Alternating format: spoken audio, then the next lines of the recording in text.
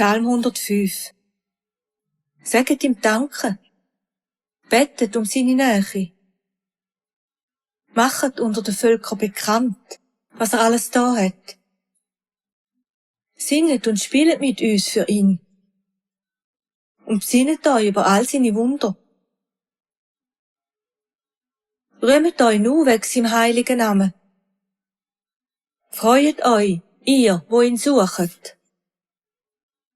Fragt nach ihm und seiner Macht.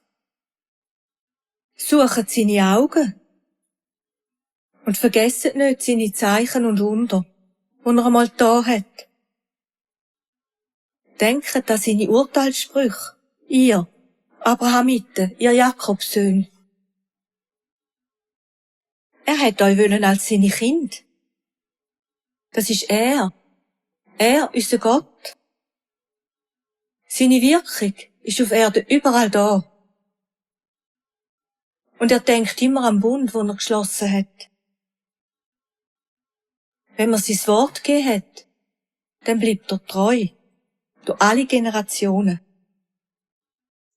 Das hat der Abraham als Ersten erfahren und später auch der Isaak. Am Jakob hat er für ewige Zeiten ein Recht daraus gemacht. Zu ihm hat er gesagt: Dir gebe ich das Land von Kanaan und rechne es dir als dein Erbteil an. Wo sie dann erst kurz im Land sind gsi, noch ein bisschen fremd und klein an der Zahl,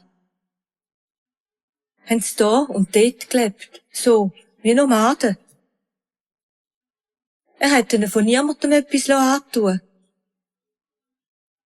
Darum hat er sich gewehrt und Mengem gesagt: Langt mir ja meine Auserwählten nicht an.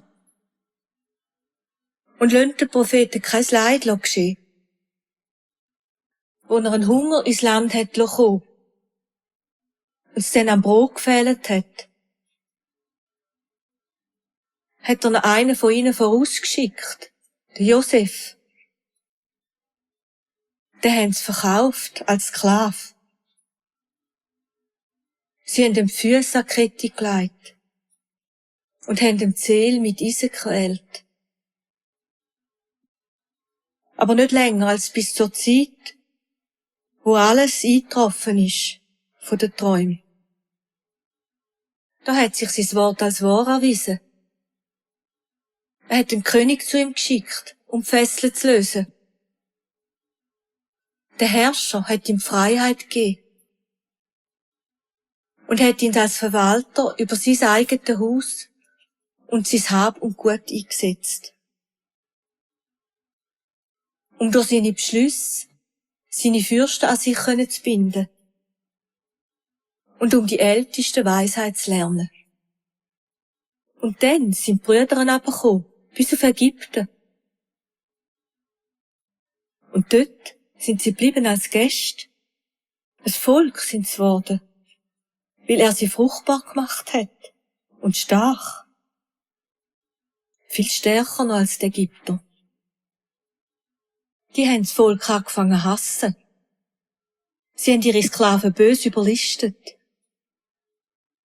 Da hat er den Moses und den Aaron, seine 2 Auserwählten, zu ihnen geschickt. Und die haben sein Wort und seine Zeichen im Land von Ägypten ausgerichtet. Eine grässliche Dunkelheit hat er ihnen geschickt. 3 Tage war es Nacht. Die Ägypter haben aber nichts einsehen. Dann hat er das Wasser in Blut verwandelt. Die Fische sind gerade gestorben. Nachher hat es im Land von Fröschen gewimmelt. Auch in den Palästen vom König. Kaum hat er's gesagt, sind Bremen gekommen und Mucke in jedes Gebiet. Statt Regen hat er ihnen Hagel geschickt. Ein feuriger Himmel mit Donner und Blitz. Es hat Reben und Feigenbäume verschlagen. Alle Bäume hat's gespalten bis innen ins Mark. Kaum gesagt. Und schon sind die Heuschrecken gekommen. ganze Schwärme von Grillen. Die sind zart im Langkrogen auffressen. Keine Frucht ist mehr auf der Recher. Und zuletzt hat er sogar die Erstgeborenen von den Ägyptern töten. Der Stolz von jeder Familie. Jetzt, endlich hat er sie rausgeführt. Mit Silber und Gold. Keine Invalide hat's unter ihnen gehabt. Die Ägypter sind froh gewesen, wo sie gegangen sind. Ein Schrecken haben sie vor ihnen gehabt. Dann hat er sie in Wolken eingehüllt, um sie drinnen zu verstecken. Und zur Nacht hat er ihnen hell gegeben. Wo sie um Essen gebeten haben, sind die Wachteln gekommen. Und Brot. Aus dem Himmel hat's gehabt bis genug. Er hat ihnen auch einen Felsen aufgemacht. Und das Wasser ist nur so rausgesprudelt. Und wie ein Strom durch die Wüste geflossen. Er hat sein Wort gar nie vergessen, wo er seinem Freund, Abraham, gegeben hat. Darum hat er sein Volk mit Freude ziehen. Ein Jubel war unter seinen Auserwählten. Dann hat er ihnen das Land von anderen Völkern gegeben.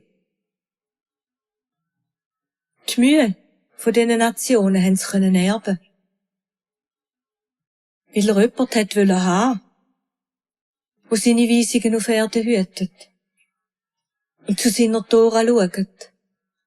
Halleluja.